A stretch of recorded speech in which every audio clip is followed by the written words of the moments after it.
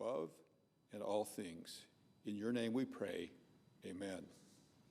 Please join me in reciting the Pledge of Allegiance to the flag.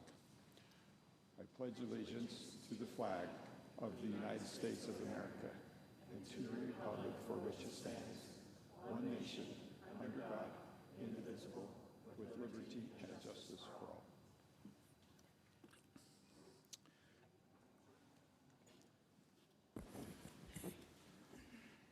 The clerk will read a communication to the Senate. Washington, D.C., July 28, 2026. To the Senate, under the provisions of Rule 1, Paragraph 3 of the Standing Rules of the Senate, I hereby appoint the Honorable John R. Curtis, a senator from the state of Utah, to perform the duties of the chair. Signed, Chuck Grassley, President pro tempore. Under the previous order, the leadership time is reserved. Morning business is closed. Under the previous order, the Senate will proceed to executive session and resume consideration of the following nomination, which the clerk will report. Nomination, Office of the Director of National Intelligence, Walter Clayton of New York to be director.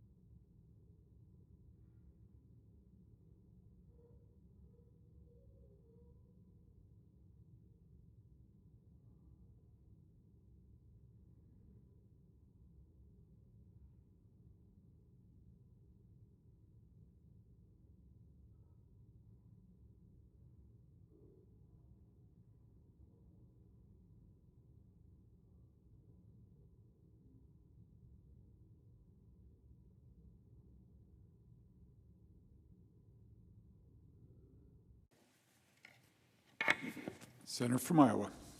Today is the U.S. Capitol and National Cathedral. At those places, we honored the life of Senator Lindsey Graham. Over the past few weeks, we've mourned Senator Graham's untimely passing. Here on the Senate floor and in committees, I and my colleagues have spent time honoring his life and recalling fond memories. Senator Graham loved this country. His forceful and quick-witted presence continues to be missed. Barbara and I continue praying for Senator Graham's family and newly appointed Senator Darlene Graham. I yield the floor. Suggest the absence of a quorum. The roll. Ms. Alsobrooks.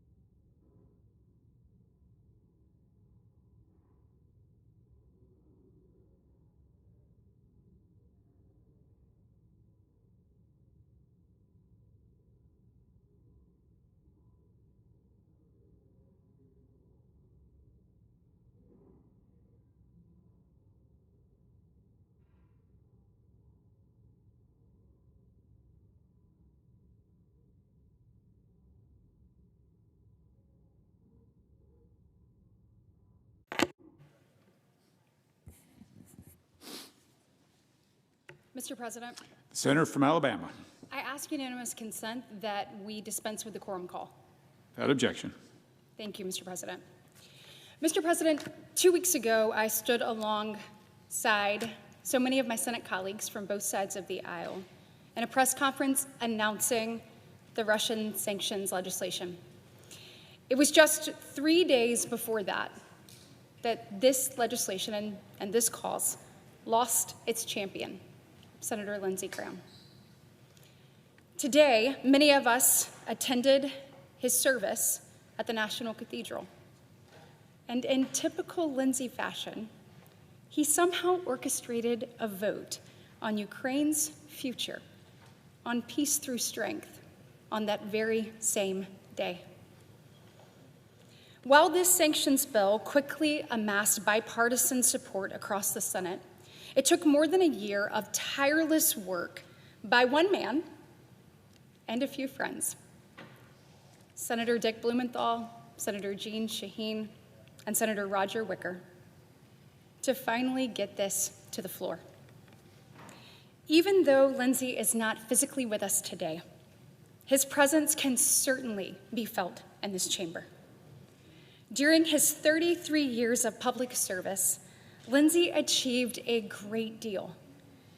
He used his role on the Senate Appropriations Committee to make sure that South Carolina's hard-earned taxpayer dollars came back home.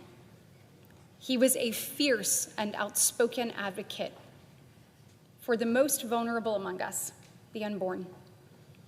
He led the fight to repeal Section 230 because he believed in protecting the next generation online. He believed in blind justice, in defending the Constitution, and in confirming judges to the bench who would uphold the law. And he was an incredible colleague, mentor, and friend. But Mr. President, this list of accomplishments, well, it doesn't even span all of the things he did. It's impressive, but he said that this legislation that we are voting on today, he told me would be the most consequential piece of legislation that he ever led and got to the president's desk. Now that's saying something. It is an honor to now help champion one of his highest priorities, and not just for Lindsey, but importantly for the doctrine in which he so deeply and passionately believed. And that, Mr. President, is peace through strength. Today, we have an opportunity to advance this legislation at a critical juncture in the war, where Russia is the weakest that it has been since the start of the war more than 4 years ago. This legislation will give the president the tools and the economic firepower that he needs to sanction individuals who fund Russian war and its machine, to stop countries from purchasing Russian oil and gas that is Putin's financial lifeline. And it will also hold the regime in Tehran accountable for fueling 47 years of terrorism around the globe. There is no reason this legislation should not advance with overwhelming bipartisan support, Mr. President, and I hope that that's what we see here today. Ukraine and the world need this war of aggression to end. As I reflected today on Lindsey's service and his life, and so many memories that I have with him, one thing came to mind when we were leaving Normandy after being there for the 80th anniversary of D-Day. He said to me, "I want you to remember how important the decisions we as political leaders make. Because if we fail to do our job, young men and women are sent into harm's way." He said, "There's no doubt the greatest generation earned that title." And he said the decision that was in front of us right now, as he reflected on all of this, was that people miscalculated Hitler. He said many were doing the exact same thing to Putin. And he believed that that miscalculation would ultimately be an enormous mistake. So, Mr. President, let's honor Lindsey's memory the best way we know how, by responding to Putin's war of aggression with a show of strength, and vote today to hold the Kremlin accountable. It is time now to get the Lindsey O. Graham Sanctioning Russia and Iran Act of 2026 to the President's desk. I hope my colleagues will join me in doing just that this evening. I yield the floor.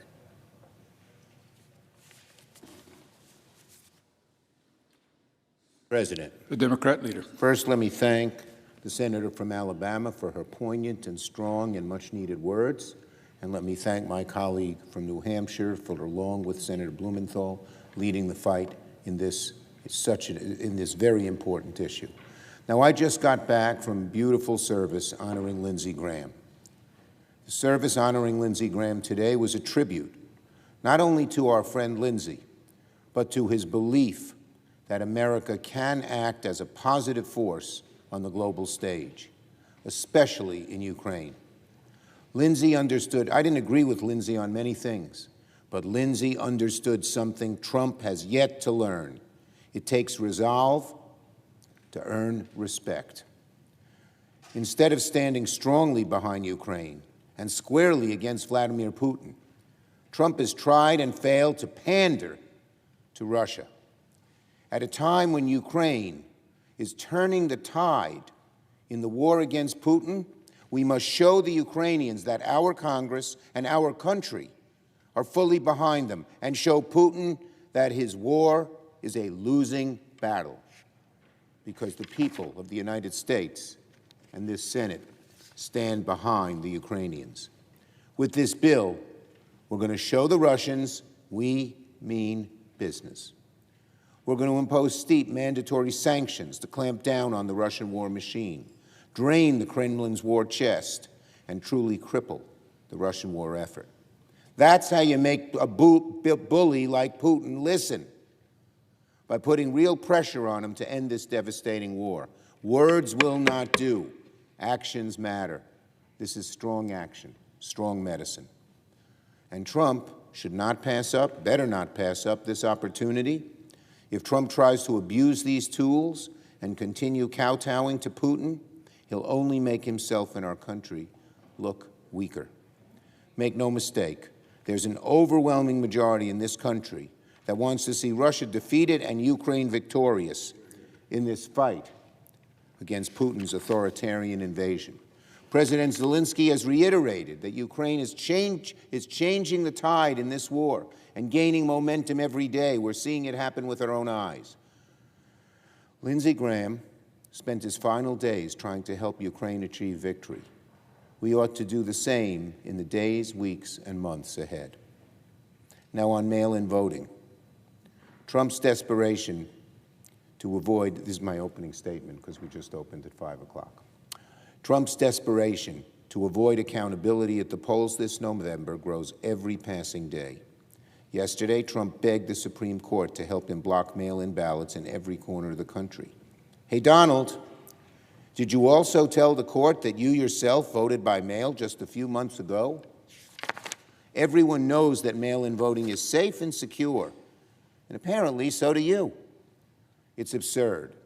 Trump is pleading for the highest court in the land to make it harder for millions of Americans to vote using the same method he used to submit his ballot earlier this year. We all know why. Trump sees the writing on the wall for November and thinks he can escape accountability from voters. Trump knows just how bad a bind he's in. Trump can't defeat the crippling costs, or Trump can't defend the crippling costs working families see every time they go to the grocery store or the gas pump.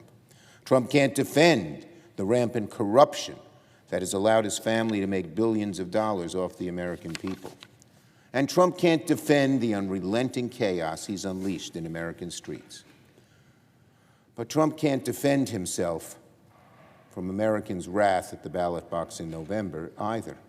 Senate Democrats are working round the clock to make sure every eligible American voter can cast their ballot without interference, intimidation, obstruction.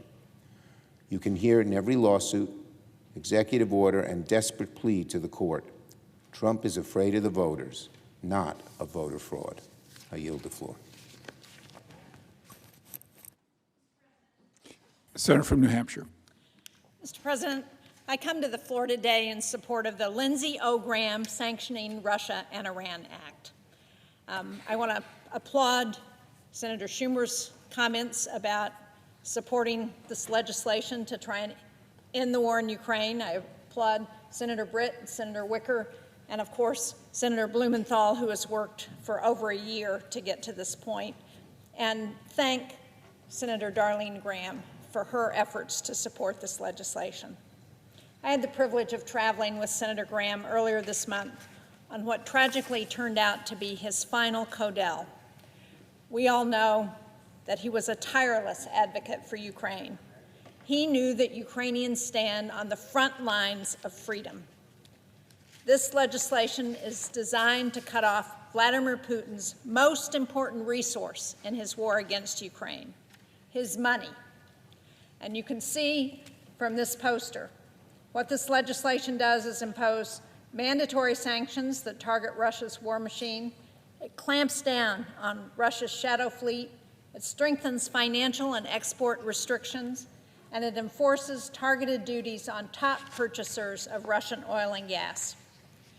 This includes sanctions against the Russian Central Bank, which keeps Russia's war economy afloat, Sberbank, the country's largest lender, and Gazprom Bank, which has helped finance Russia's energy exports. It also sanctions Russia's energy sector and the executives who run it. The major state energy projects that generate billions for the Kremlin, and future Arctic energy projects designed to keep that revenue flowing. For the first time, this bill would impose sanctions on the Russia shadow fleet and any foreign vessel that's used by the Russian government for sanctions evasion. It would impose tariffs on imports from the top 5 countries buying Russia crude oil or natural gas. And it would impose tariffs on imports from those top 5 countries facilitating Russia's oil sanctions invasion. And we know who topped that list in 2025. It was China. They topped both lists. They continue buying Russian oil even as Russia kills civilians and kidnaps Ukrainian children. And as sponsors of this bill, we've worked hard to protect our allies, those who have worked hard to get off of Russian natural gas purchases. Now, some have raised concerns about the tariff provisions in this bill. They say that President Trump has used tariffs indiscriminately to target our closest allies. Well, I agree. But in the case of this bill, Congress is explicitly directing these tariffs for one unambiguous purpose: to increase the pressure on Vladimir Putin and end his unprovoked war against Ukraine. That's why this bill is narrowly targeted at the worst actors supporting Russia. I saw the consequences of Putin's strategy firsthand earlier this year on a congressional visit to Odessa. It was winter. Ours was the first official congressional delegation to visit Odessa. The Russians had destroyed every bridge going into the city, except the one that our convoy crossed over, that the engineers, Ukrainian engineers, had managed to patch together. And sadly, it's not a new phenomenon, because Russia deliberately targets civilian infrastructure to break the will of the Ukrainian people. And it attacks American businesses. It attacks the grain silos and ships that help feed the world. And you can see what they're doing. This is a rescue worker at a Philip Morris factory in Kharkiv. They've attacked Coca-Cola, Cargill, Mondelez. Others have been deliberately hit. And when we met with business people who were working for those American companies in Ukraine, they said they believed they were being deliberately targeted by Russia. So for those people who are concerned about these tariffs, consider the cost of continuing to do nothing. Pressure is the only language Vladimir Putin understands. It's the only thing he responds to. And that's why it's critical that we pass the Lindsey O. Graham Sanctioning Russia and Iran Act today. The Ukrainians are making great progress. They're striking deep inside of Russia. They're targeting defense factories and oil facilities that enable Putin's war. And now is the time for us to do everything possible to put pressure on Putin. President Zelensky supports this bill. Everything that reduces Russia's revenues reduce the ability for Russia to continue the war against Ukraine. As ranking member of the Senate Foreign Relations Committee, I believe this is the only bill that Congress has before it that has a realistic path forward for imposing new sanctions on Russia. This is our best opportunity to support Ukraine, who are defending not just their country, but the rest of Europe from an increasingly aggressive Russia. And so, Mr. President, I call on all my colleagues to vote for this bill to send Vladimir Putin a bipartisan message in a language that he understands. Let's pass the Lindsey O. Graham Sanctioning Russia and Iran Act. I yield the floor. Mr. President. Senator from Mississippi. First, I ask unanimous consent to waive the mandatory quorum call with respect to the cloture motion on the motion to proceed to calendar 454 H.R. 5334. Without objection. Thank you, Mr. President. And now let me join with my colleagues from New Hampshire and Alabama in urging a strong yes vote on the motion to proceed to Lindsey Graham's sanctions bill. A number of us gathered today, as we've already heard, at the National Cathedral for Senator Lindsey Graham's funeral. And in a few moments, we will vote to advance a bill that Lindsey Graham made possible. During the past few days, we have heard a number of stories about Lindsey Graham's many idiosyncrasies. His endless energy, he's been called the Energizer Bunny. His quotable jokes, his non-quotable quips, his one-of-a-kind personality. We also remembered his steadfast love for freedom and his intolerance for tyrants.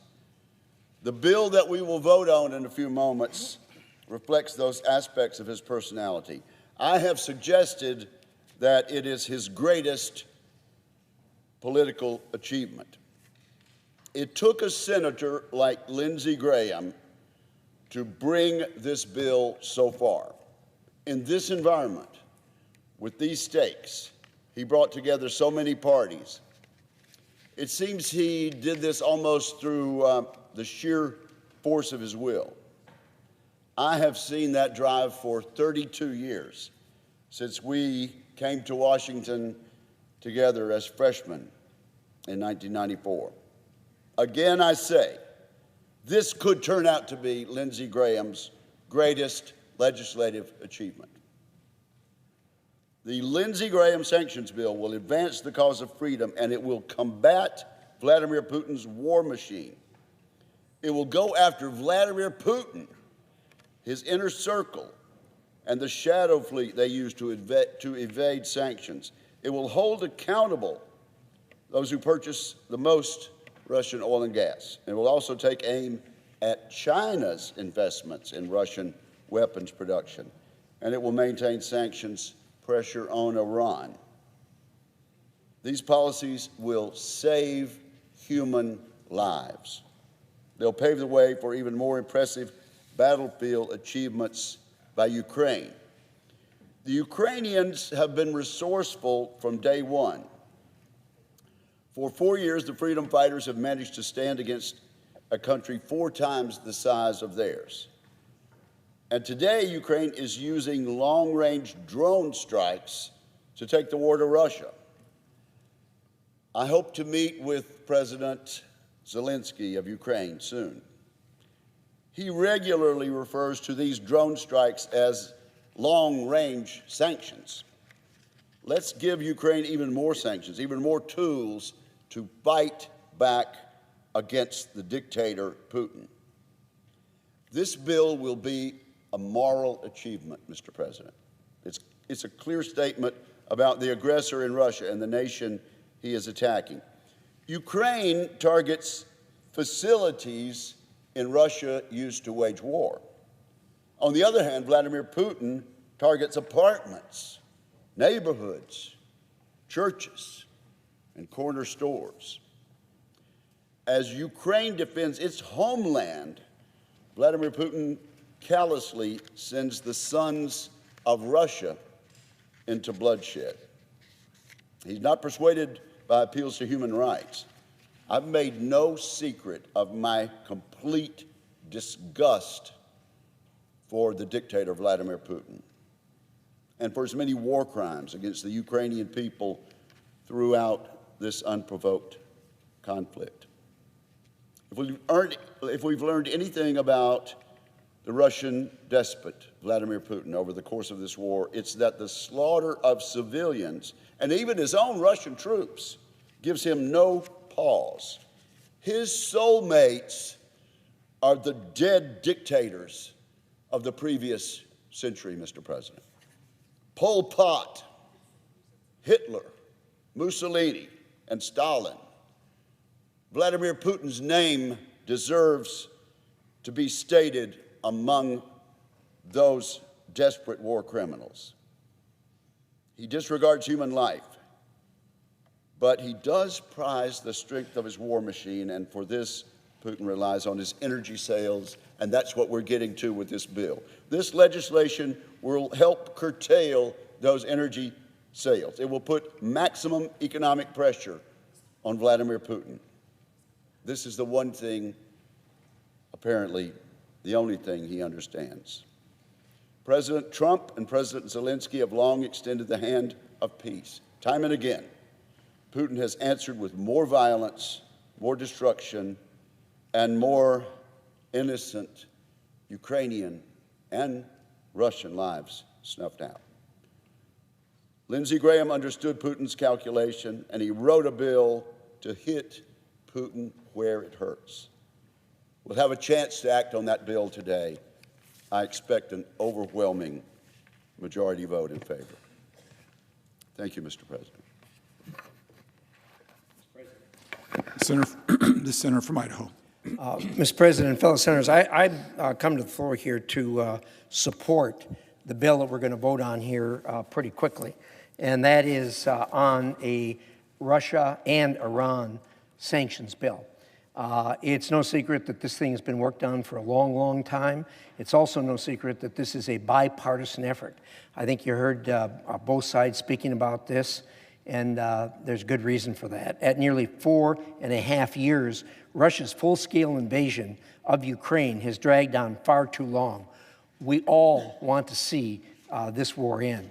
Now, with Russia's forces taking heavy losses on the battlefield and its economy showing signs of strain, Putin's war machine is in crisis. It is time to ramp up the pressure on Russia and finally bring this conflict to an end. To help accomplish this, this bill would impose sanctions against two of our foremost adversaries at the current time, Russia and Iran, as they deepen cooperation and coordination against U.S. interests. Along with many provisions in this final bill, I've worked to secure language that will target Russia's illicit shadow fleet of ships that is used to prop up its energy sector and fund its war against Ukraine. This has been a very, very significant ongoing problem. If you can stop them from shipping the oil, you stop the money flow. This bill gives the president the tools and the leverage he needs to finally bring a lasting peace to Ukraine and work towards ending the fight in the Middle East. For many reasons, peace and stability in Europe are in America's interests. Russian aggression threatens this stability, and it can't be tolerated. I urge my colleagues to pass this legislation and send it to the president's desk as soon as possible. Thank you, Mr. President. I yield the floor.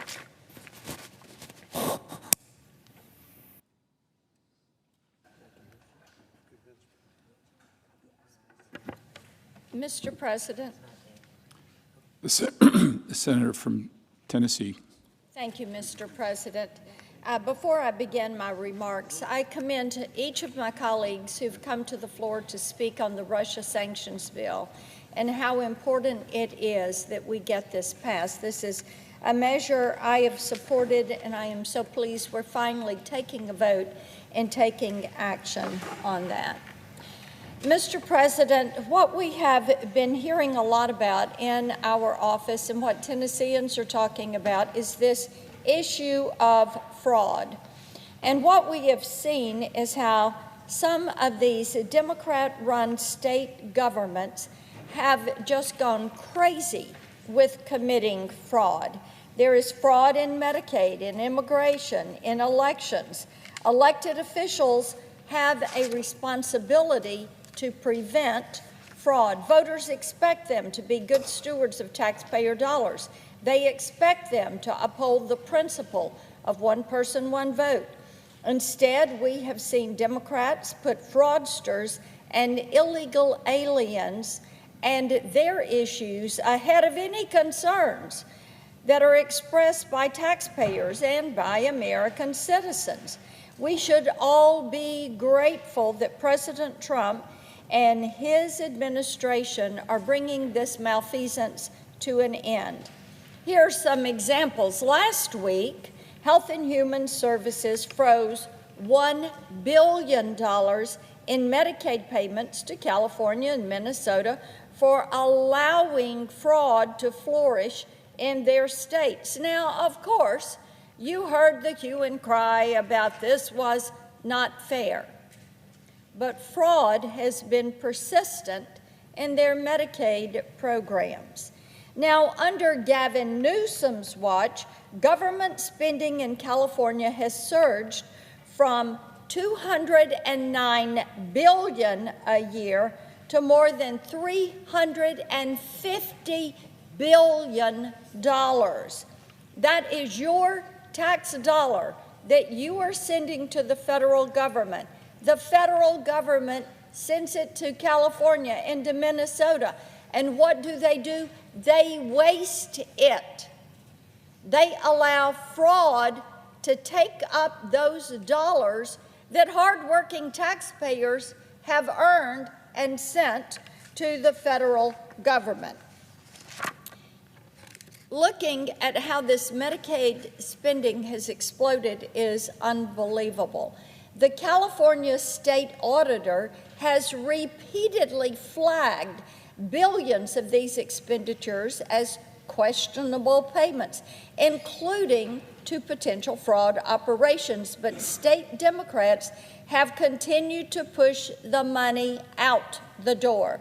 The administration noted that $221 million of the frozen funds would have gone to people with unsatisfactory immigration status. That is, illegal aliens, individuals that are not here legally. So that's the California Medicaid situation.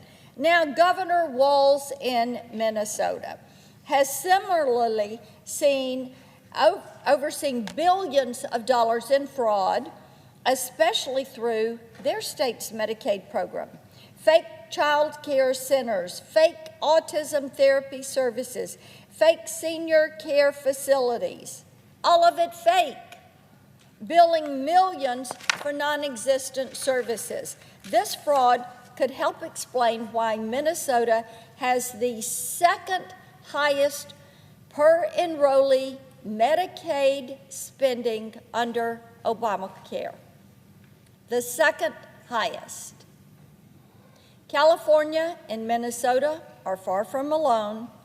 Dr. Oz, who serves as CMS administrator, recently warned that Chinese organized criminal groups in New York have stolen millions of dollars through fraudulent Medicaid billings. Here's an example of what is happening in New York State. Within a single 1-mile radius in New York City, 64 adult care centers billed to Medicaid, which distributed, get this, $2.1 billion in one neighborhood. That is 64 adult care centers within a 1-mile radius. These centers must be door to door. So many of them. When I talk to Tennesseans, they cannot believe that this is tolerating, that it's allowed to happen. Where were the people that were supposed to be in charge? Why are these criminals allowed to continue to steal from the American taxpayer? The simple answer is that Democrats have allowed these schemes to happen for whatever reason. They just look the other way.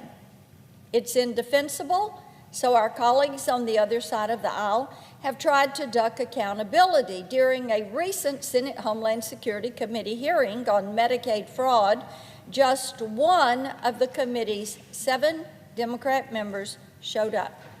Just one. They don't want to know about it. While encouraging fraud in government programs, blue states have opened the door to fraud in federal elections. Last week, New Jersey disclosed that the state registered 6,600 non-citizens to vote due to a glitch. Among them, at least 400 cast ballots in federal elections. This should come as no surprise. New Jersey is one of 14 states that does not require any ID whatsoever to vote, and it refuses to compare its voter rolls with the federal SAVE database at the Department of Homeland Security, which verifies every person's immigration status. States that do use the SAVE database, including Texas and Ohio, have discovered thousands of non-citizens on their rolls. President Trump recently announced that DHS estimates that approximately 278,000 non-citizens are registered to vote nationwide, a figure that is likely an undercount because blue states refuse to cooperate with the administration's anti-fraud efforts. While Democrats are encouraging fraud, Republicans are working to root it out. Just this month, I joined several of my Republican colleagues in launching the Senate Anti-Fraud Task Force, which will work hand in hand with the administration to examine waste, fraud, abuse in federal programs. I also introduced the Fraud Accountability Act to make clear that fraud counts as a deportable offense under the Immigration and Nationality Act, and that any deportable offense can lead to denaturalization. Republicans are also continuing to fight to get past the Save America Act, which would require individuals to present an ID to cast a ballot and proof of U.S. citizenship to register to vote. It would also require states to remove non-citizens from their voter rolls. This legislation is good old common sense. If we need to break it apart and pass it piece by piece, then that is what we should do. The goal is to get it across the finish line. My Election Security Partnership Act, which I led alongside the late Senator Lindsey Graham, would incentivize states to submit their voter registration list to DHS to identify ineligible voters, including non-citizens. Mr. President, the era of rampant fraud is over. It is coming to an end. Republicans are delivering accountability.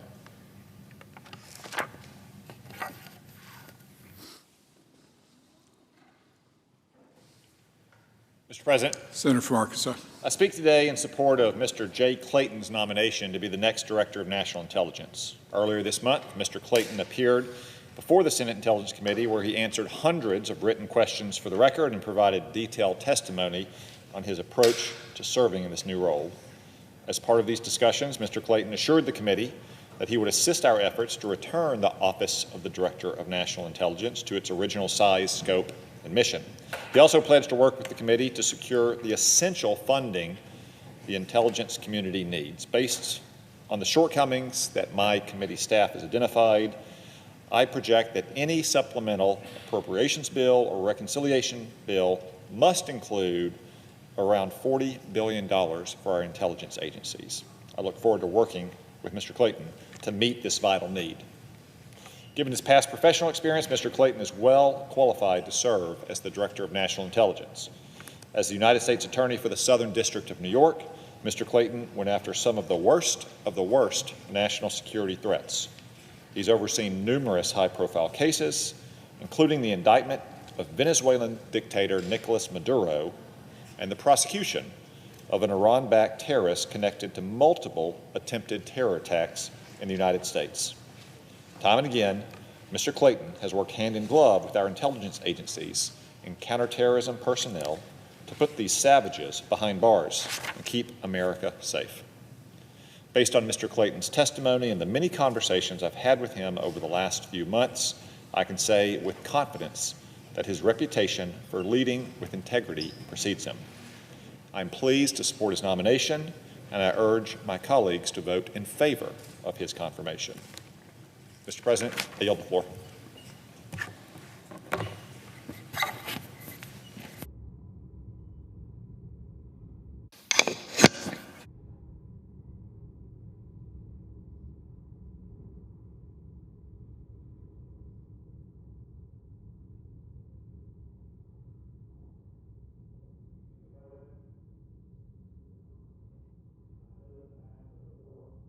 We'll call the roll. Ms. Alsor-Brooks.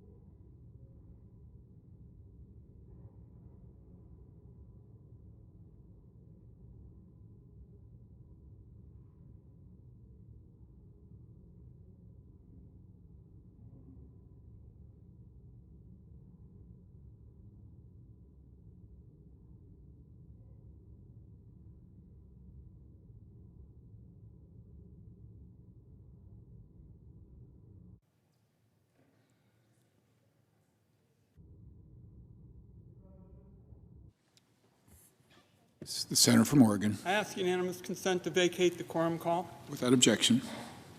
Mr. President, I speak today in opposition to the nomination of Jay Clayton to be Director of National Intelligence.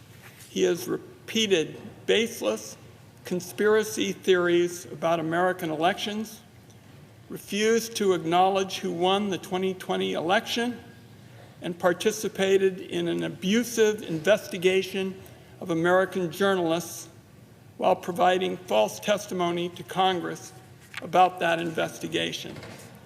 It has been clear for months that under this administration, the main qualification to be DNI is the willingness to use the position to spread conspiracy theories about elections and to help Donald Trump make it harder for Americans to vote.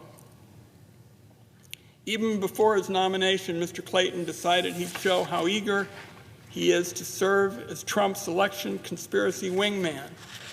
Now, he is the U.S. Attorney in the Southern District of New York, yet we all saw him on television talking about elections in California and insisting, without any evidence, that America was doing a terrible job with election integrity.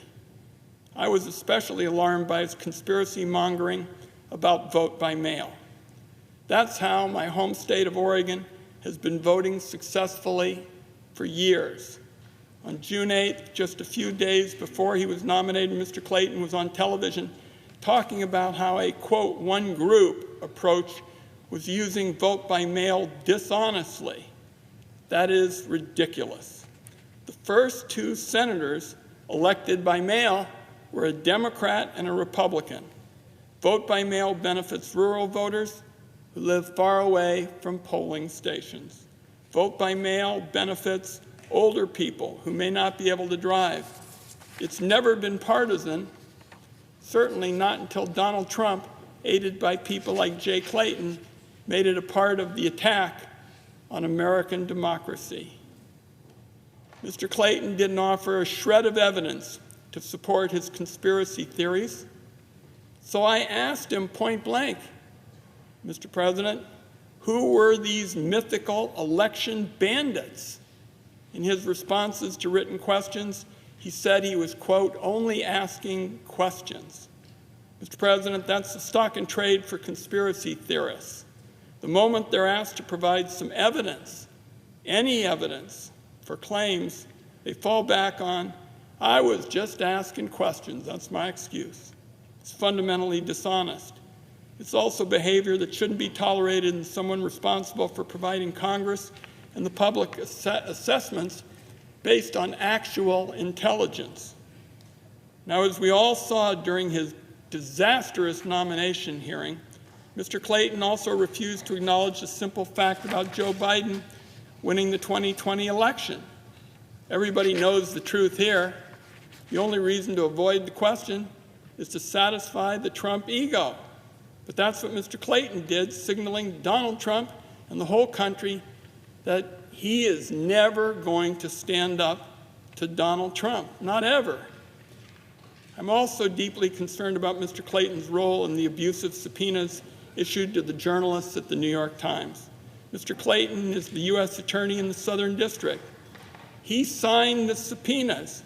He's responsible for the effort to intimidate the press. He's also responsible for the numerous mistakes and errors committed by the attorneys under him, which even included a subpoena to a journalist's mother. This whole mess came out in a court hearing last week, where not only did the judge criticize the government attorneys, the government itself, Mr. President, acknowledged its numerous errors and mistakes before eventually withdrawing the subpoenas. All that's bad enough, but it also raises serious questions about Mr. Clayton's testimony to the Intelligence Committee that I sit on. 8 days before that court hearing in which the government acknowledged its mistakes, Mr. Clayton testified repeatedly that the government had followed all the required procedures. That was obviously false. The only question is whether Mr. Clayton knew it at the time that his testimony was false. If he didn't know, then he had no idea what his own office was doing, despite having signed the subpoena. which isn't a great justification for somebody to lead the intelligence agencies. If he did know, then he may have willfully misled Congress. This is a vitally important question that the Senate should continue to look at rather than rushing to confirm Mr. Clayton. Now, there are other examples of how Mr. Clayton is willing to say anything in defense of Donald Trump. In May, he went on television and defended the decision to immunize Donald Trump and his family from a tax audit. He said, and I quote, "It was a pretty good deal for the government." Well, it was certainly a good deal for Donald Trump and the family, but it wasn't so great for everyday Americans who don't control the IRS. And it wasn't a good deal for the government either. In fact, a judge recently found that the so-called settlement was improper, had no viable basis in law or fact, and was an abdication of the government's responsibility to zealously defend the interests of the United States. Yet Mr. Clayton was happy to go on television and defend the corruption. Finally, as U.S. Attorney, Mr. Clayton has been the lead of the administration's investigation into Jeffrey Epstein. He was responsible for the inexcusable release of information on Epstein's victims. As for his other actions related to the investigation in the Epstein files, he has refused to say. But Mr. President, someday there will be transparency about how this administration handled the Epstein case, and Mr. Clayton's full role is going to come out. Jay Clayton has no business being confirmed for this role. He has repeatedly demonstrated his eagerness to support Donald Trump's conspiracy theories and corruption. He participated in the abuse of the justice system to try to intimidate the press. And he has provided false testimony to Congress during his own confirmation hearing. Tonight, I urge senators to oppose this nomination, and I yield back.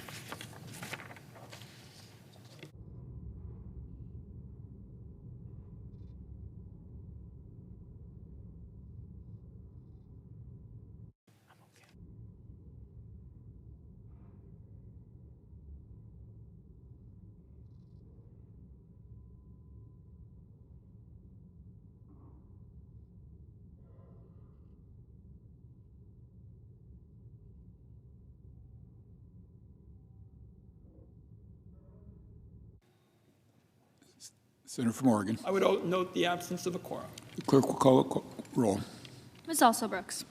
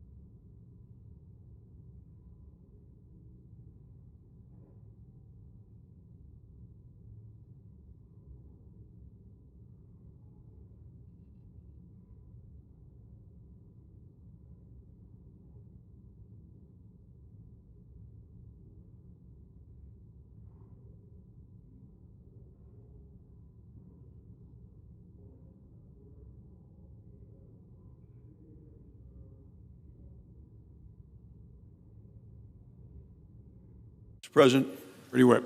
I ask unanimous consent the quorum call be vitiated. Without objection. I ask unanimous consent to start the vote immediately. Without objection. Occurs on the nomination. As for the ayes and nays. Is there a sufficient second? There appears to be. The clerk will call the roll. Ms. Alsobrooks, Mr. Armstrong, Ms. Baldwin, Mr. Banks, Mr. Barrasso.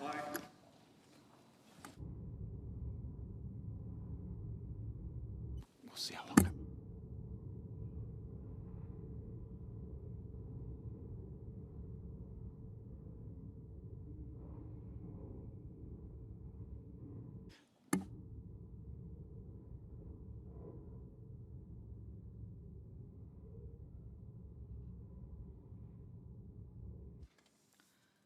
Mr. Bennett, Mrs. Blackburn, Mr. Blumenthal, Ms. Blunt Rochester, Mr. Booker, Mr. Bozeman, Mrs. Britt, Mr. Budd, Ms. Cantwell,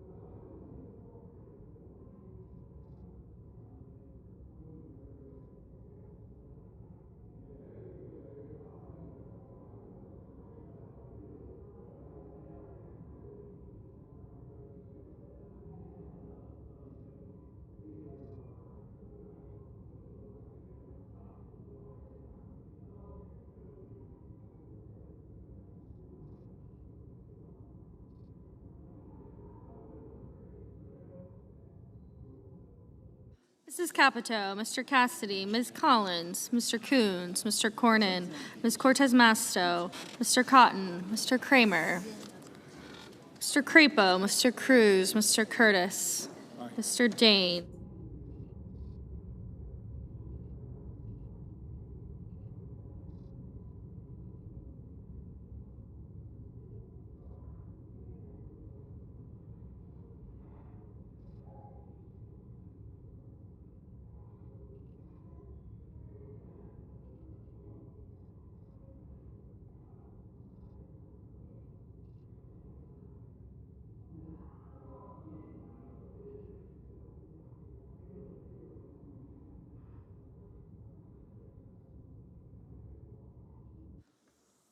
Ms. Duckworth, Mr. Durbin, Ms. Ernst, Mr. Fetterman, Mrs. Fisher, Mr. Gallego, Mrs. Gillibrand, Ms. Graham, Mr. Grassley, Mr. Haggerty, Ms. Hassan, Mr. Hawley, Mr. Heinrich, Mr. Hickenlooper, Ms. Hirono, Mr. Hoven, Mr. Husted, Mrs. Hyde-Smith, Mr. Johnson, Mr. Justice, Mr. Kane, Mr. Kelly, Mr. Kennedy, Mr. Kim, Mr. King, Ms. Klobuchar, Mr. Langford, Mr. Lee, Mr. Lujan, Ms. Lemus, Mr. Markey, Mr. Marshall, Mr. McConnell, Mr. McCormick, Mr. Merkley, Mrs. Moody, Mr. Moran, Mr. Marino.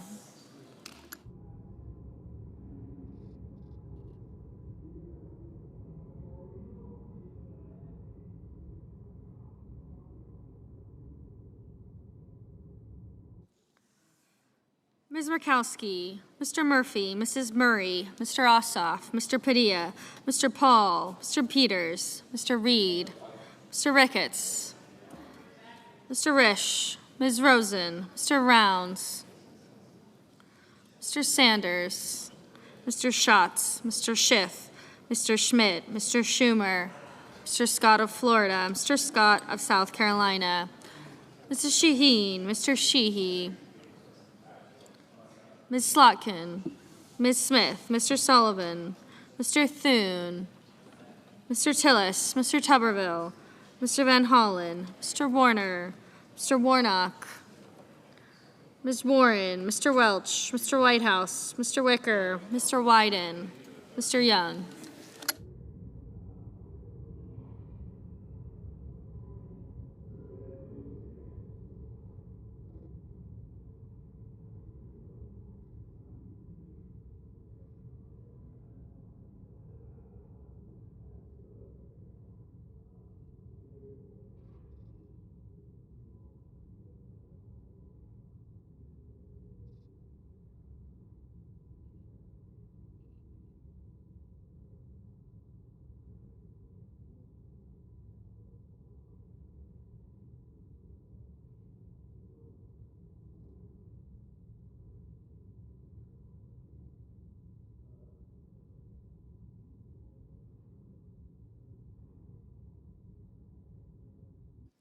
Senators voting in the affirmative: Armstrong, Barrasso, Bozeman, Capito, Cassidy, Cornyn, Cotton, Crapo, Curtis, Daines, Ernst, Fisher, Grassley, Husted, Hyde-Smith, Justice, Kennedy, Langford, Lummis, McCormick, Moran, Marino, Murkowski, Ricketts, Rounds, Scott of Florida, Scott of South Carolina, Tillis, and Wicker. Senators voting in the negative: Alsobrooks, Baldwin, Bennett, Blunt-Rochester, Booker, Cantwell, Coons, Durbin, Fetterman, Gallego, Gillibrand, Hassan, Heinrich, Hickenlooper, Kelly, Kim, King, Klobuchar, Merkley, Padilla, Peters, Reed, Rosen, Schatz, Schiff, Slotkin, Smith, Warnock, Welch, Whitehouse, and Wyden.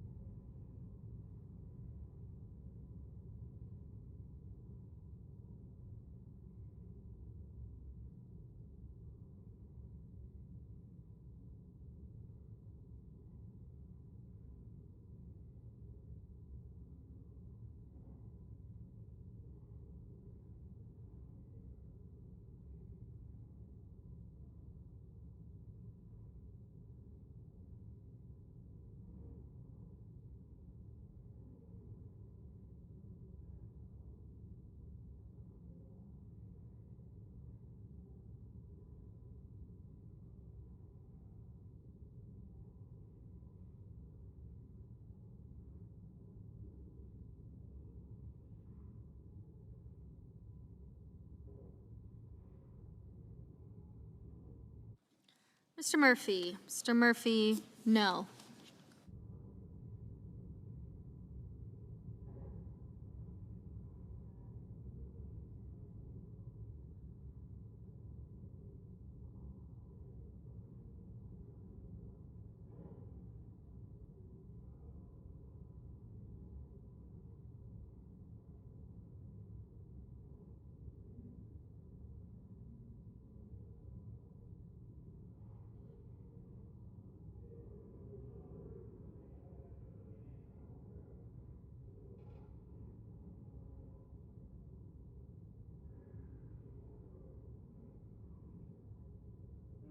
Mr. Young. Mr. Young, aye.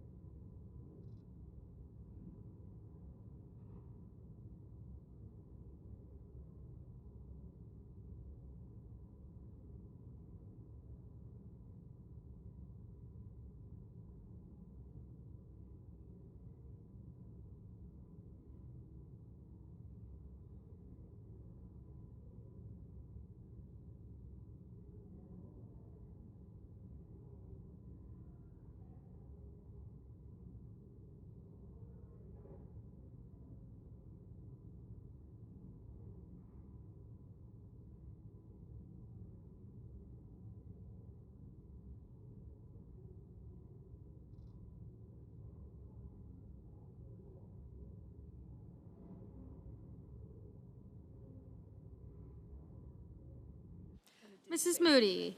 Mrs. Moody, aye. Mr. Sheehy. Mr. Sheehy, aye.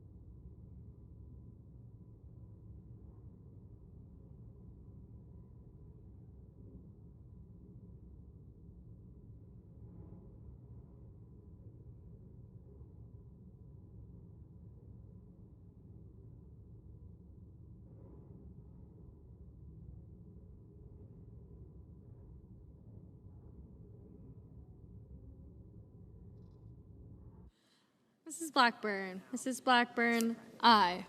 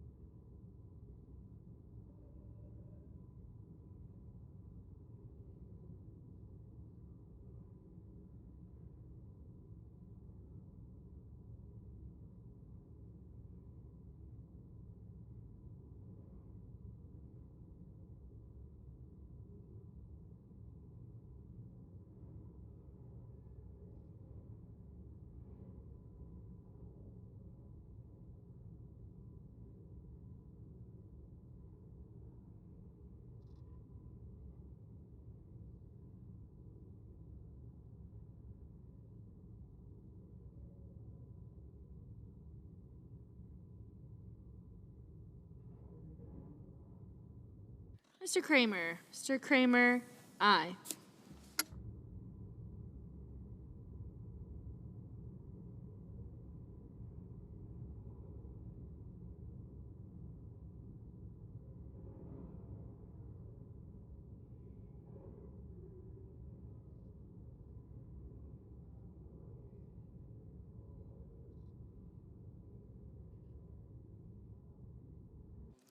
Mr. Sullivan. Mr. Sullivan, aye.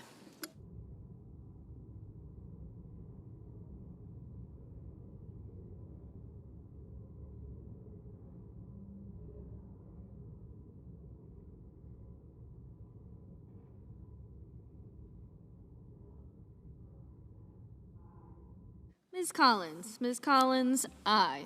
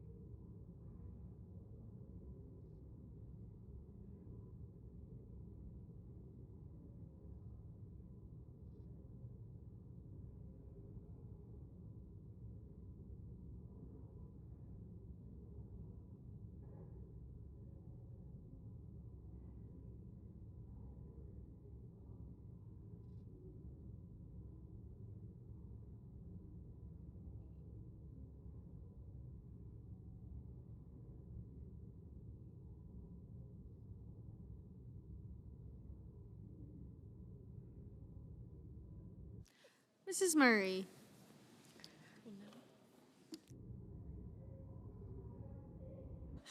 Mrs. Murray, no.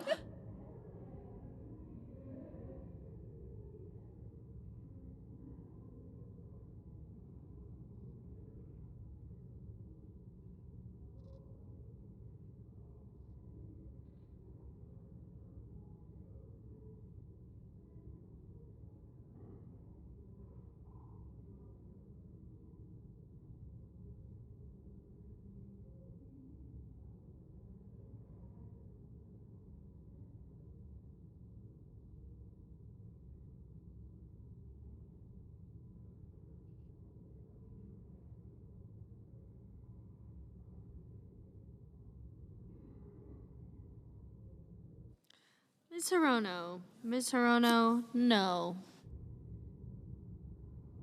Mr. Paul. Mr. Paul, aye.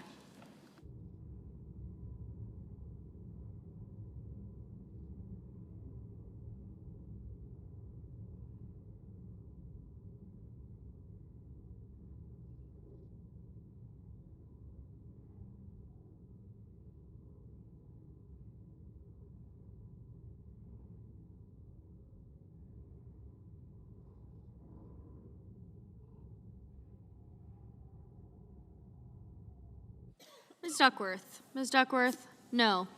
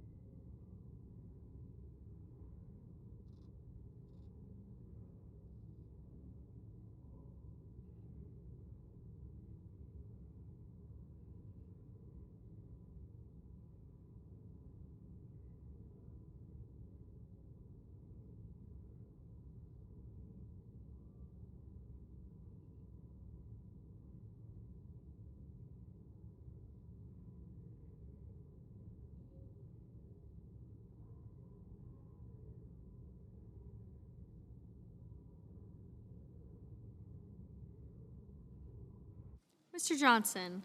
Mr. Johnson, aye.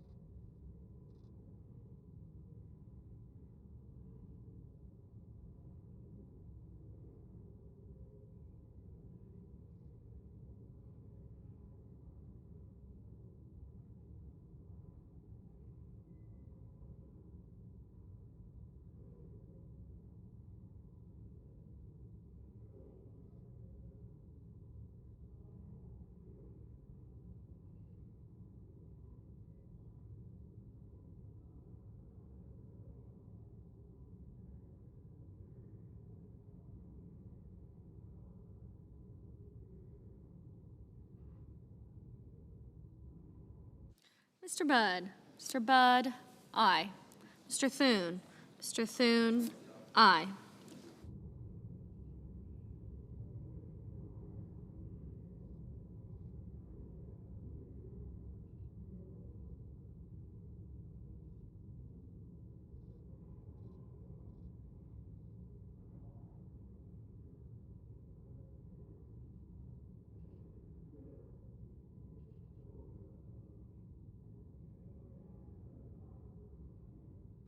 Mr. Markey. Mr. Markey, no.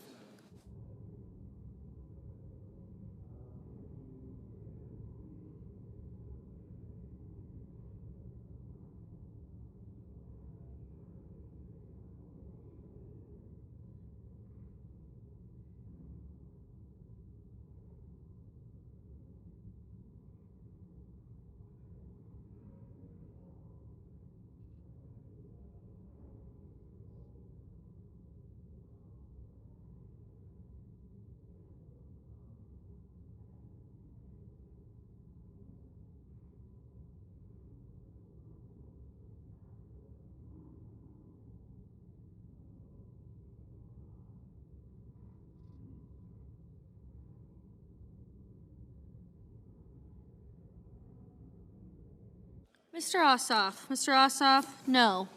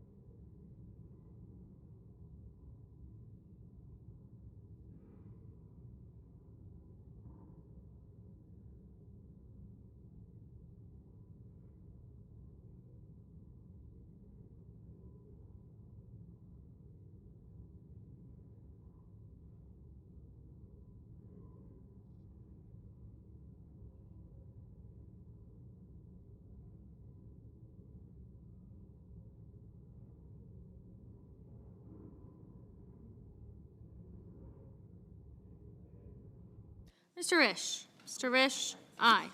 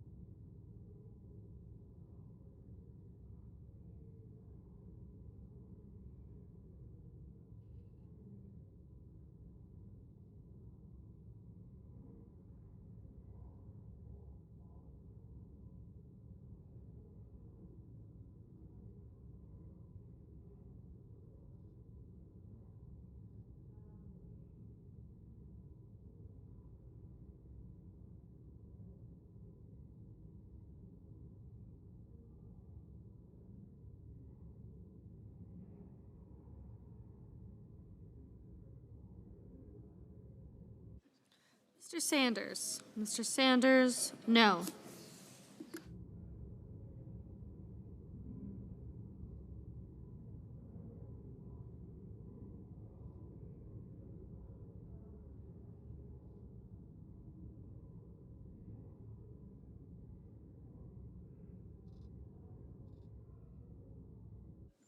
Mr. Lujan. Mr. Lujan, no.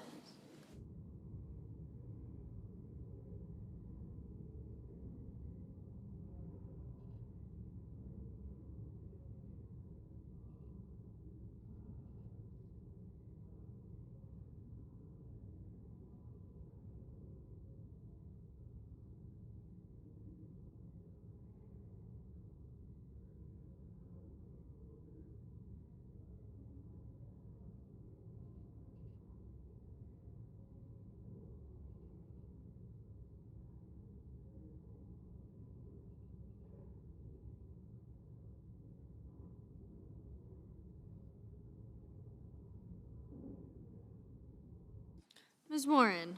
Ms. Warren, no.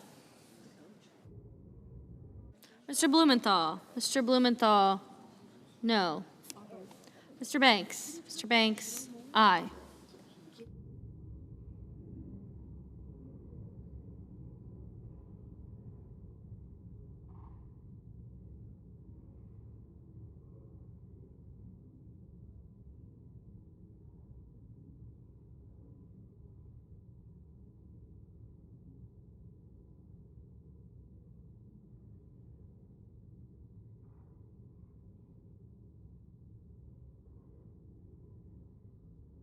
Mr. Hawley. Mr. Hawley, aye.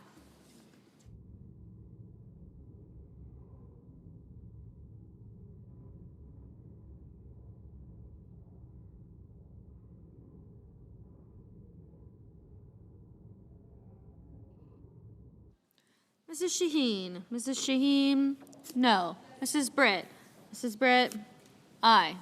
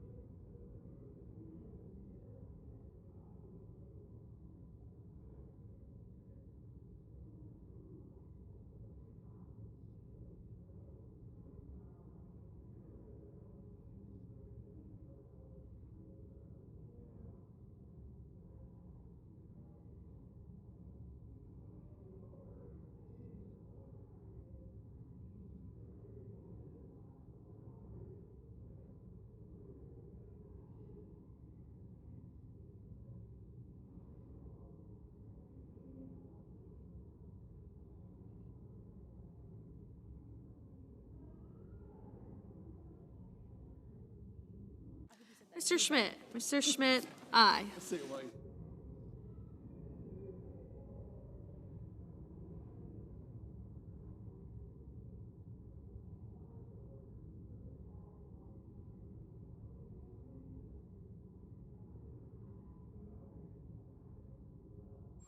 Mr. Van Hollen. Mr. Van Hollen, no.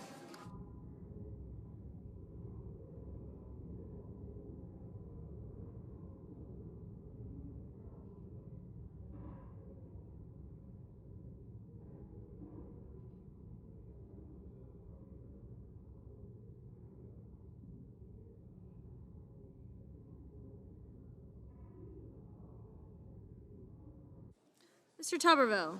Mr. Tuberville, aye.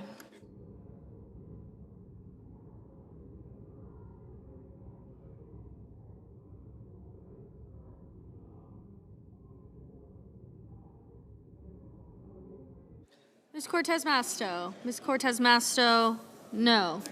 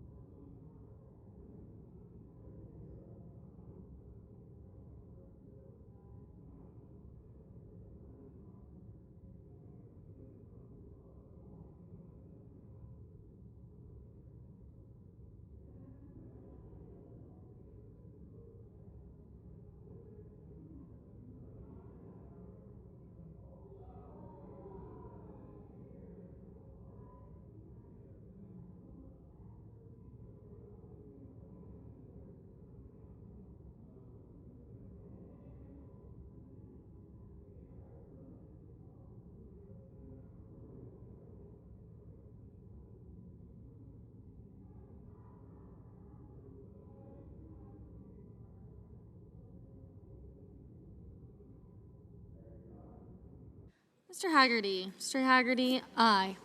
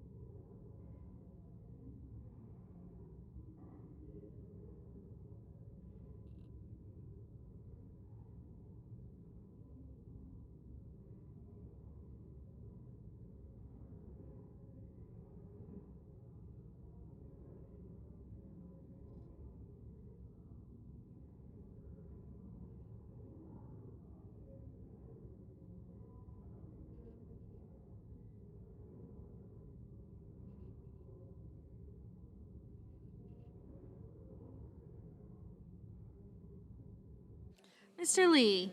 Mr. Lee, aye.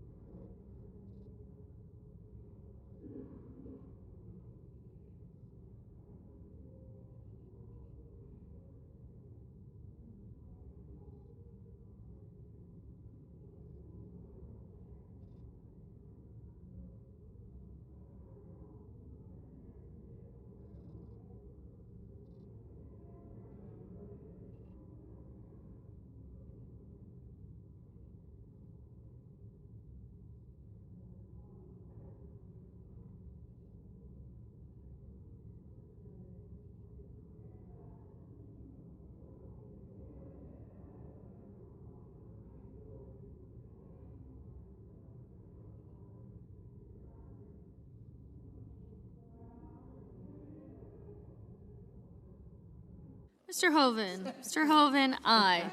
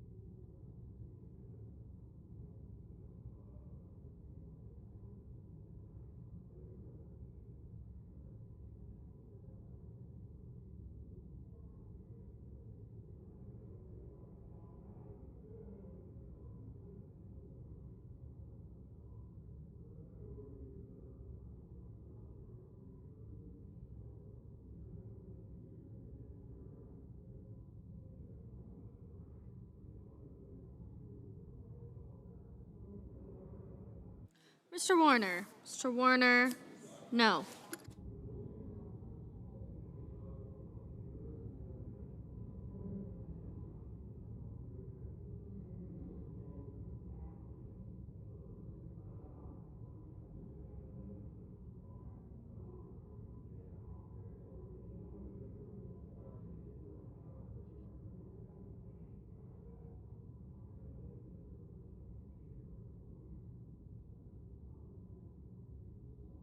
Mr. Cruz. Mr. Cruz, aye.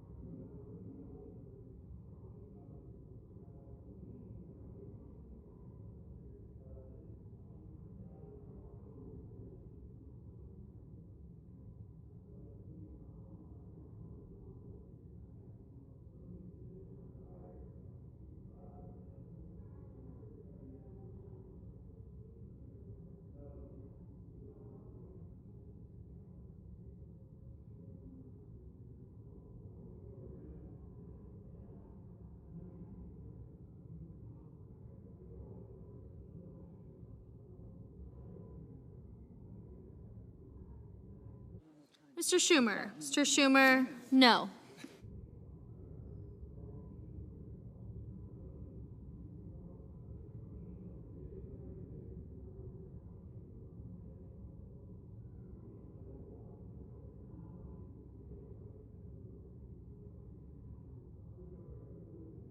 Mr. Kane. Mr. Kane, no.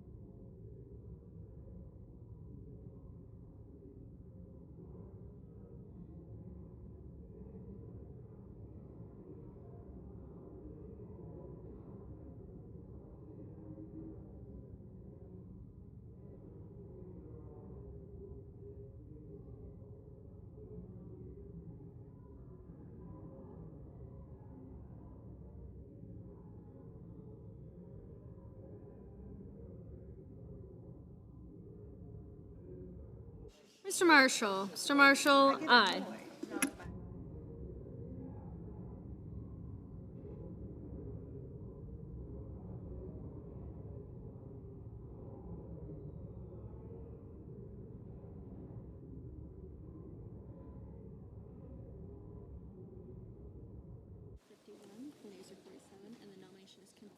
On this vote, the yeas are 51, the nays are 47, and the nomination is confirmed. Under the previous order, the motion to reconsider is considered made and laid upon the table, and the President will be immediately notified of the Senate's action. The clerk will report the motion to invoke cloture. Cloture motion, we, the undersigned senators, in accordance with the provisions of Rule 22 of the Standing Rules of the Senate, do hereby move to bring to a closed debate on the motion to proceed to calendar number 454, H.R. 5334, an act to amend the Internal Revenue Code of 1986 to allow early childhood educators to take the educator expense deduction and for other purposes, signed by 17 senators. Under the previous order, the mandatory quorum call under Rule 22 has been waived. The question is it the sense of the Senate that debate on the motion to proceed to H.R. 5334, an act to amend the Internal Revenue Code of 1986 to allow early childhood educators to take the educator expense deduction and for other purposes shall be brought to a close? The yeas and nays are mandatory under the rule. The clerk will call the roll. Ms. Alsobrooks, Mr. Armstrong, Ms. Baldwin, Mr. Banks, Mr. Barrasso, Mr. Bennett, Mrs. Blackburn.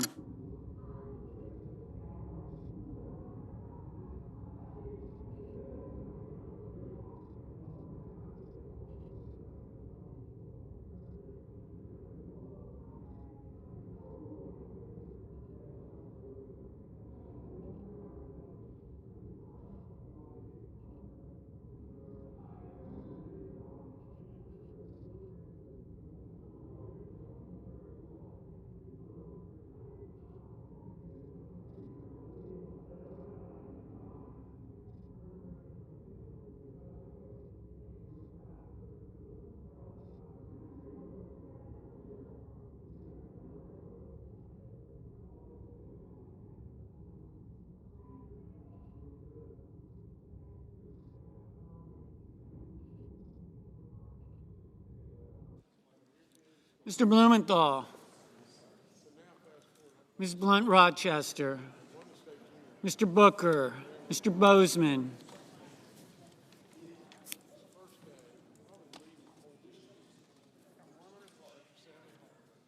Mrs. Britt, Mr. Budd,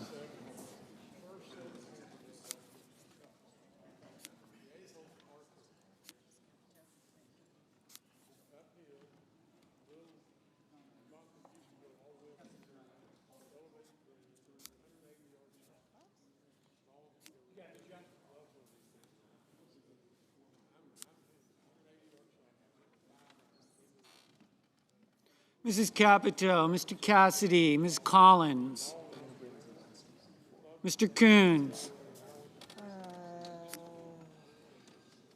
Mr. Cornyn, Ms. Cortez Masto, Mr. Cotton, Mr. Kramer, Mr. Crapo,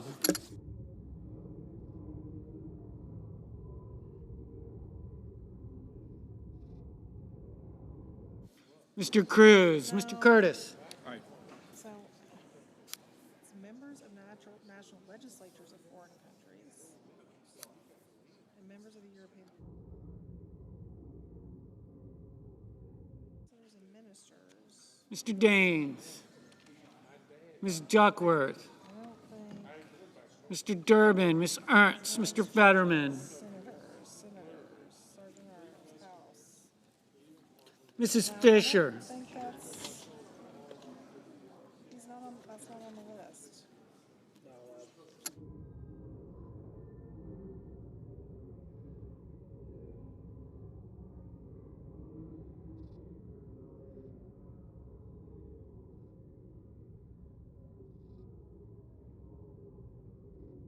Whatever, but we're in a roll call vote, so we can't do anything right now. Mr. Gallego, Mrs. Gillibrand, Ms. Graham, Mr. Grassley, I mean, I get it, but like, that's not. Mr. Haggerty, Ms. Hassan,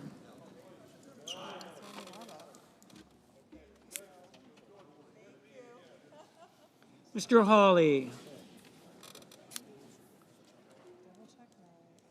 Mr. Heinrich,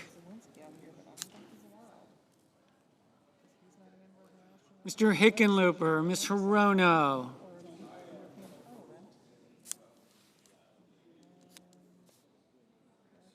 Yeah, but we're in a vote, so they, yeah, exactly.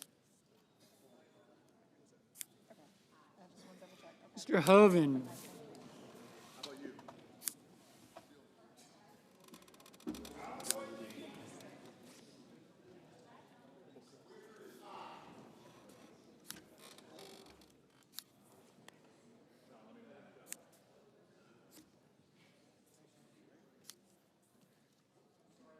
No speech tonight?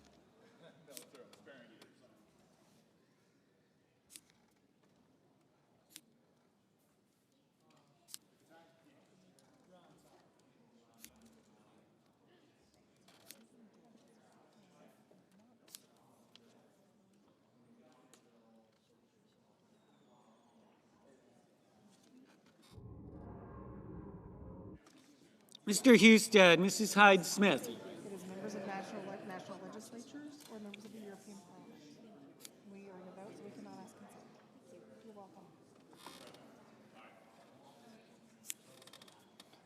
Mr. Johnson, Mr. Justice, Mr. Kane, Mr. Kelly, Mr. Kennedy, Mr. Kim, Mr. King, Ms. Klobuchar, Mr. Langford, Mr. Lee, Mr. Lujan, Ms. Lummis,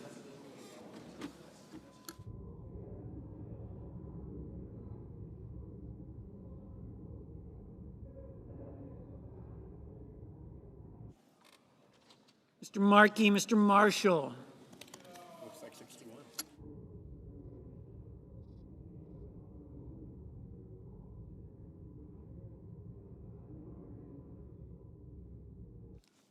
Mr. McConnell, Mr. McCormick, Mr. Merkley, Mrs. Moody, Mr. Moran, Mr. Moreno, Ms. Murkowski, Mr. Murphy, Mrs. Murray,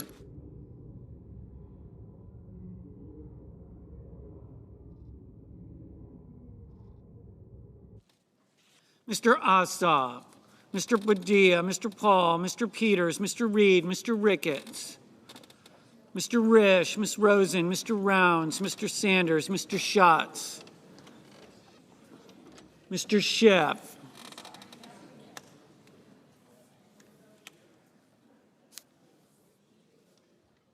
Mr. Schmidt, Mr. Schumer, Mr. Scott of Florida, Mr. Scott of South Carolina, Mrs. Shaheen,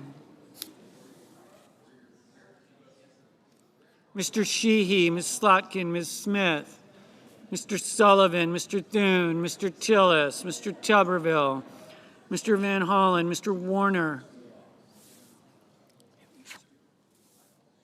Mr. Warnock, Ms. Warren, Mr. Welch, Mr. Whitehouse, Mr. Wicker, Mr. Wyden, Mr. Young.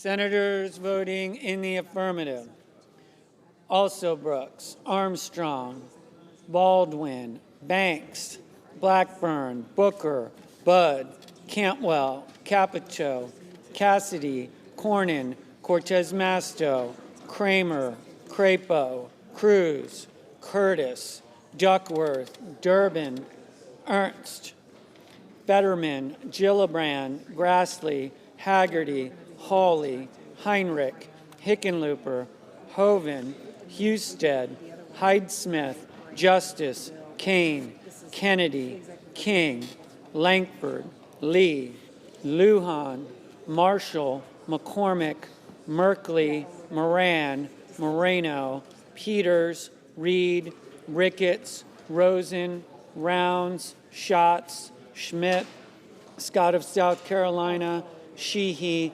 Slotkin, Smith, Thune, Tillis, Tuberville, Van Hollen, Warner, Whitehouse, Wicker, Young. Mr. Kelly, aye. Mr. Bennett, aye. Mr. Schiff, aye. Mr. Blumenthal, aye. Mrs. Britt, aye.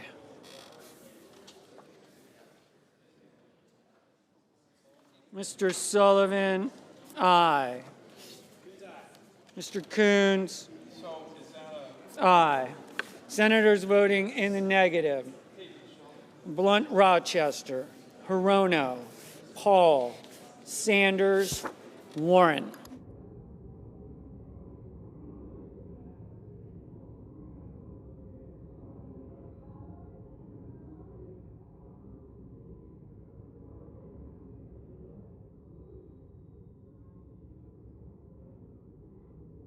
Mr. Risch, aye. Ms. Klobuchar, aye.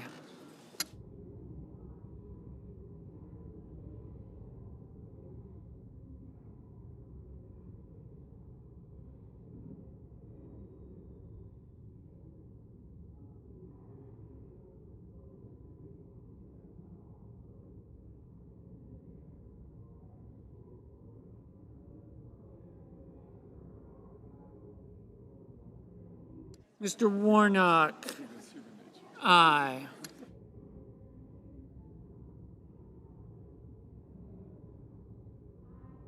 Mrs. Shaheen, aye.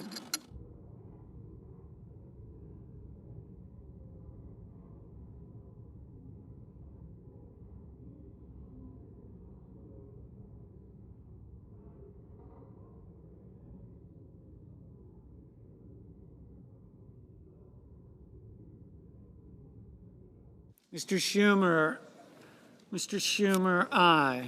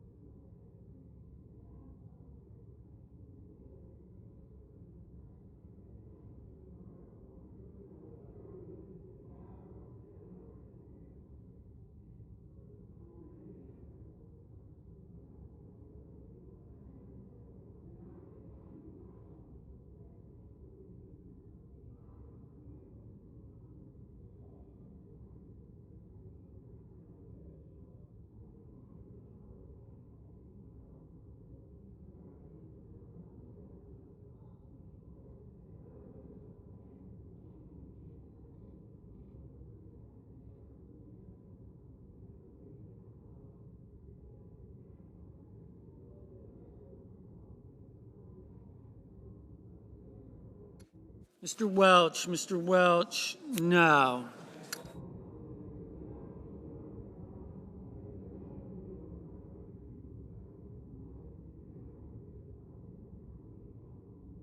Mr. Markey, no.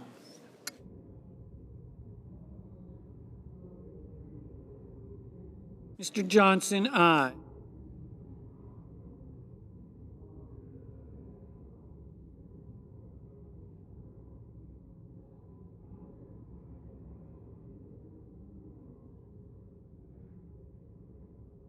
Ms. Hassan, no. Mr. Wyden, no.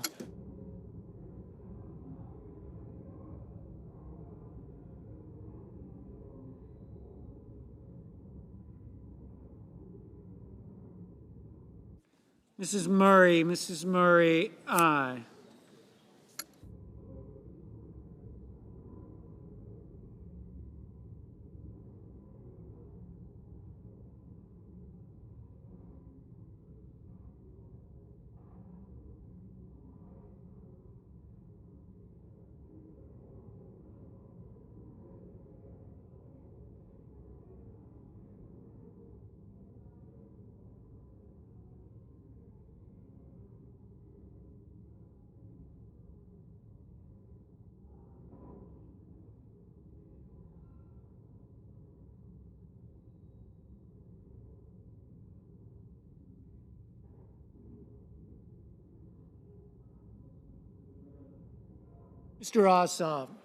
Mr. Ossoff, no.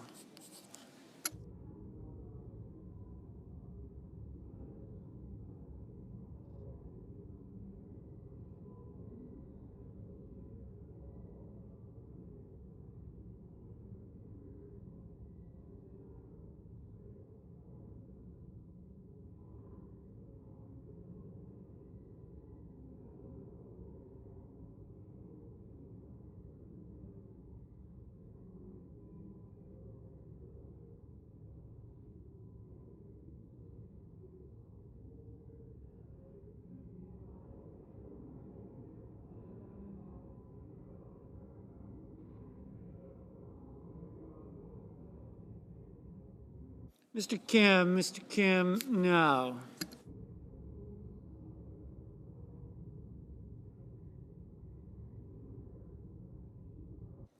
Mr. Barrasso, aye.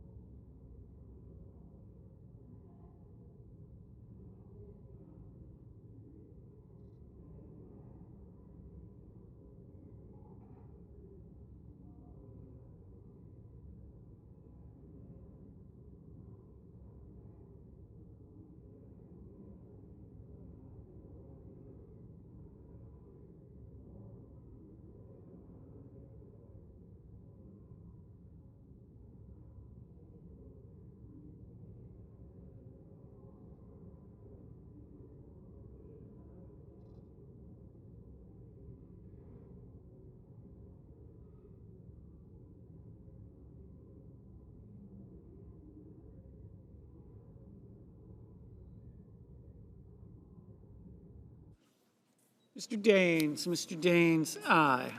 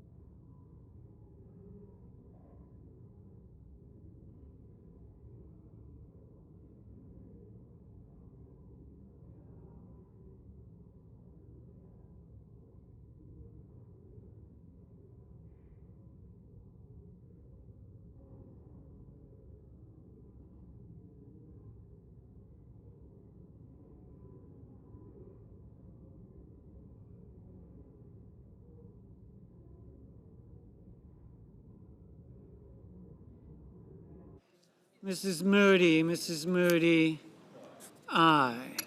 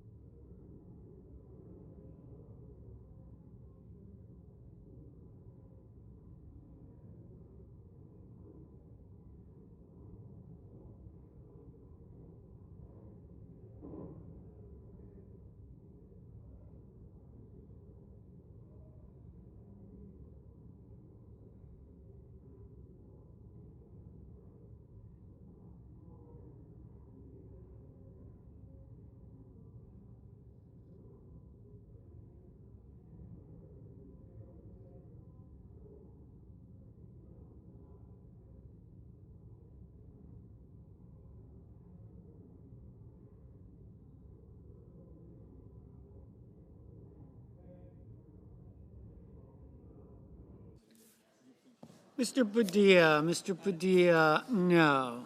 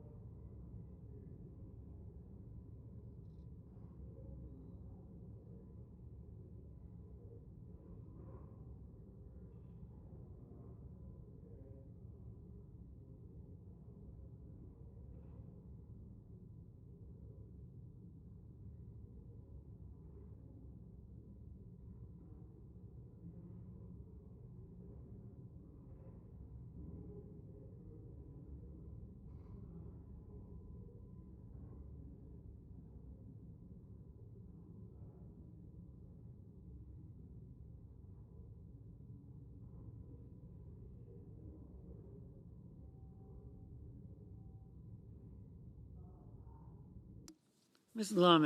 Lummis, aye. But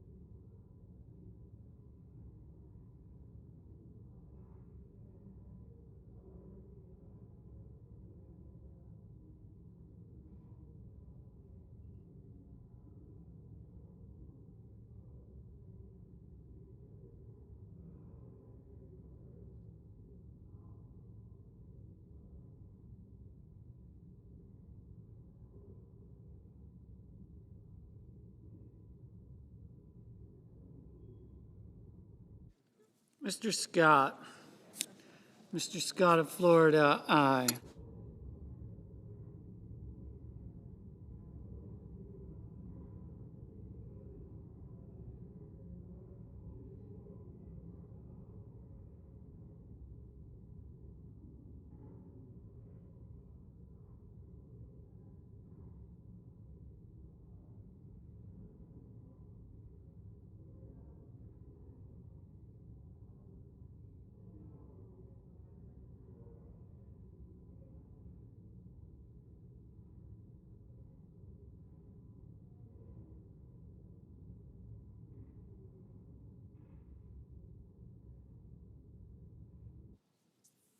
Mr. Gallego, aye.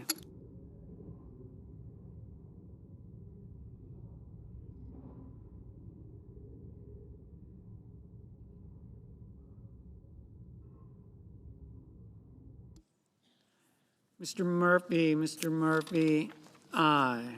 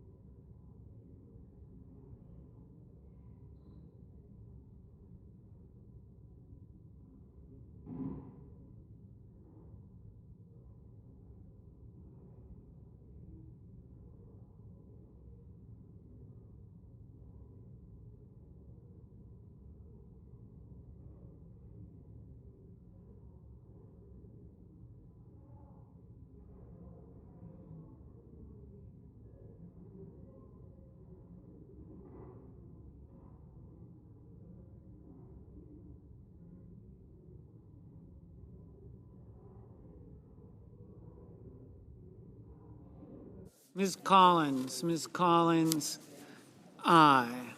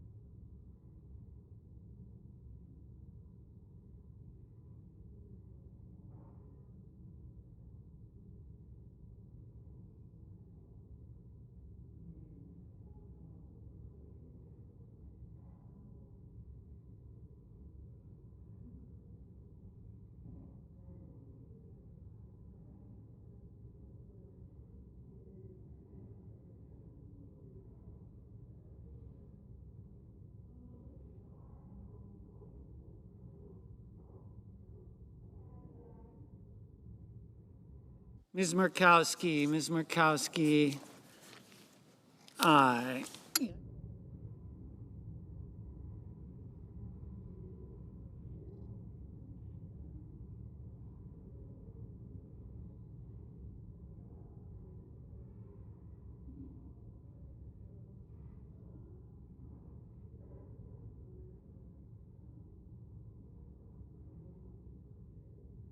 Mr.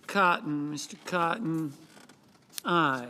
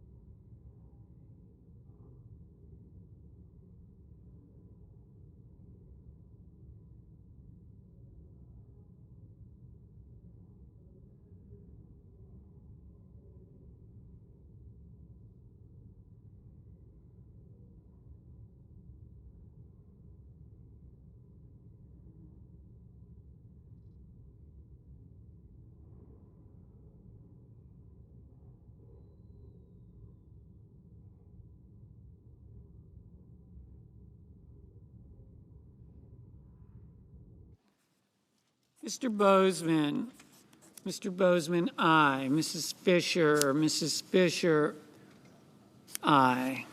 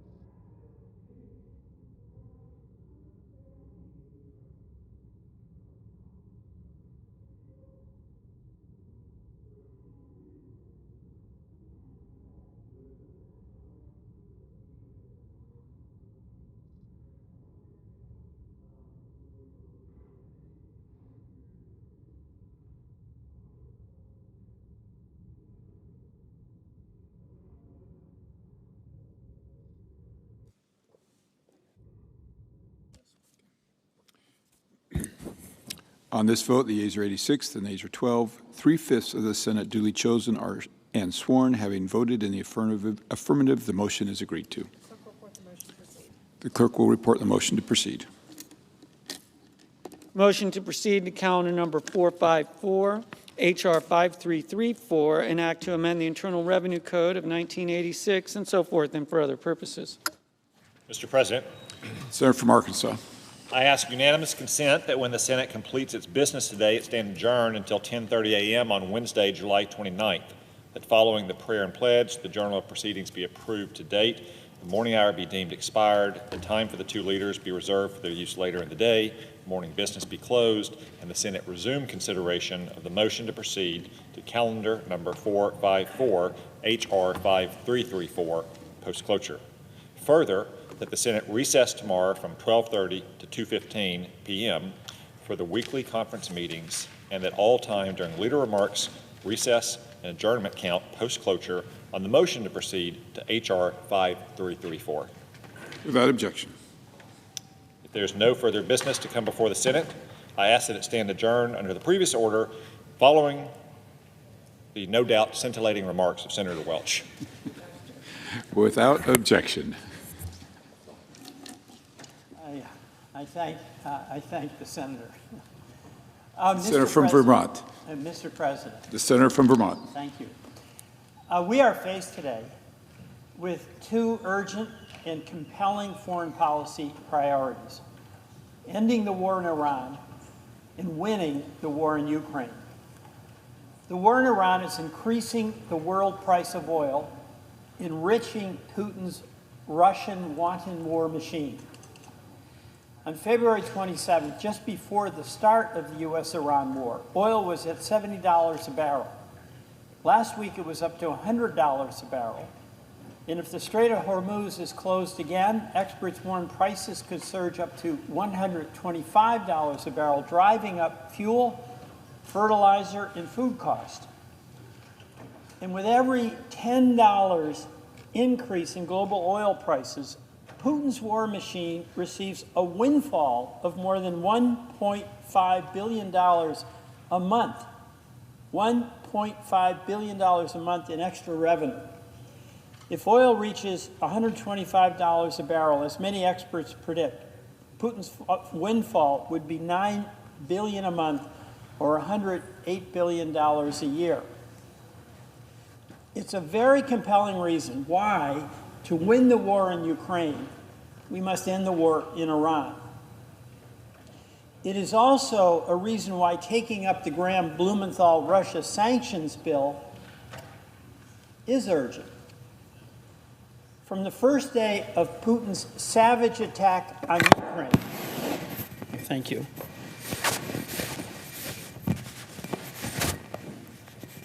From the first day of Putin's savage attack on Ukraine, no one has been a more stalwart defender of Ukrainian victory than our departed colleague, Senator Lindsey Graham.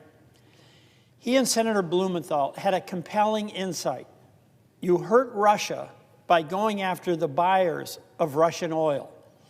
And the way to go after the buyers was by imposing a tariff on the major buyers of Russian oil, making it too costly for those buyers to continue purchasing it. It would starve the Russian beast of the revenue, fueling its cruel aggression. The language in that original bill by Senator Blumenthal and by Senator Graham was specific and limited. Buyers of Russian oil would be targeted and tariffed. It was a limited and specific delegation of congressional tariff authority that could be used for the limited and sole purpose of cutting off oil revenue to Russia, all for the purpose of assisting U.S. efforts to help defend Ukrainian freedom and repel Russian aggression. That's why the original Graham-Blumenthal bill had 84 bipartisan co-sponsors, myself enthusiastically among them. But we are now on the threshold and are now considering a new version of the Graham-Blumenthal bill, one that Senator Graham and we understand the White House has signed off on. But we have to remind ourselves, in any delegation of congressional tariff authority to the executive, the statutory language must be specific and it must be limited to the purpose of squeezing Russia and its oil revenues. To achieve Senator Graham's goal, starving Russia of its oil revenues, care must be taken in the drafting to guarantee that outcome and that outcome only, and not language that would facilitate other outcomes. In broad terms, the revised Graham-Blumenthal bill does two things. Number one, it imposes tariffs at the discretion of the executive of up to 100% on the top 5 purchasers of Russian oil and gas. Number two, it allows the executive to impose 100% tariffs on the top 5 countries, quote, facilitating, unquote, the evasion of sanctions on Russian oil. Madam President, my concern is with this second provision. There is a fatal absence of specificity as to what countries could be considered facilitators, or what conduct or the extent of that conduct that could constitute being a facilitator. In the bill text, the new tariffs would apply to, quote, countries in which foreign persons are knowingly engaging in transactions, activities, or services that circumvent or assist any third party to circumvent any sanction related to oil that originated in the Russian Federation. This language is very general. In effect, this would be a blanket delegation of congressional tariff authority to the executive, all in the name of targeting a facilitator that the executive could target and tariff any country for any reason under the methodology of this language. Congress cannot and Congress must not give this type of blanket delegation of tariff authority to this executive, or for that matter, to any chief executive. Madam President, we are all very much indebted to Senator Graham and Senator Blumenthal for their relentless pursuit of a Russian sanctions bill, and to the many others who have fought to keep Ukraine at the center of the Senate's agenda. Colleagues like Senator Shaheen, Senator Wicker, Senator McConnell, Senator Whitehouse, Senator Risch, and Senator Murkowski, among others, have all been critical to protecting freedom in Ukraine and America's national security interest in Europe. But in all my own personal conversations with Senator Graham, and I suspect in all the discussions my colleagues had with Senator Graham, he was always focused on specific and binding language that would enable and it would require the executive to impose tariffs on buyers of Russian oil, not on undefined facilitators. Senator Blumenthal spoke to Senator Graham just before he died, has informed us that Lindsey was over the moon about this bill. But Madam President, you and I both know Senator Graham was really unique among us. Despite the open-ended language about facilitators, Senator Graham had a unique relationship with President Trump. And if any among us could have persuaded President Trump to carry out Congress's narrow and limited intent, it was Senator Graham. But without Senator Graham, our language must specify our intent and do so with absolute clarity. Go after the buyers. That was Senator Graham's goal. And we must have language that makes achieving that goal real. That is why when we take up the Graham-Blumenthal bill, I will offer an amendment to strike the overly vague delegation of tariff authorities to also target, quote, facilitators of sanctions evasions. As currently written, the facilitator provision enables the executive with full congressional authorization to impose any tariffs on any country for any reason, so long as the executive labels the tariff country a facilitator. If we delete the facilitator provision, as I propose, we do achieve Senator Graham's goal without his bill being used for any other purposes. In doing so, the bill will retain the original tariff authority that only targets buyers of Russian oil. Madam President, Senator Graham and many of us, myself included, agreed about maximizing the imperative of sanctions and tariff tools to hurt Putin and stop his aggression against Ukrainian civilians. And I hope we can honor Senator Graham by quickly coming together to pass a bipartisan bill that will specifically and effectively target the companies and countries that are buying the oil that Putin is using to pay for the missiles and the bombs that are raining down on the innocent people of Ukraine. Madam President, I yield.